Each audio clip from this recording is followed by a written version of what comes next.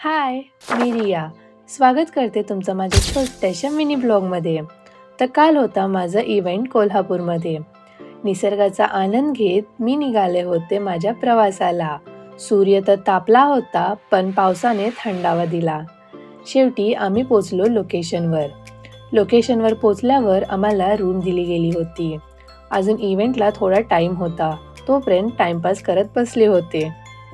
Timepass खूप झाला होता, मग काय आवरायला बसले. आणि ही मी रेडी.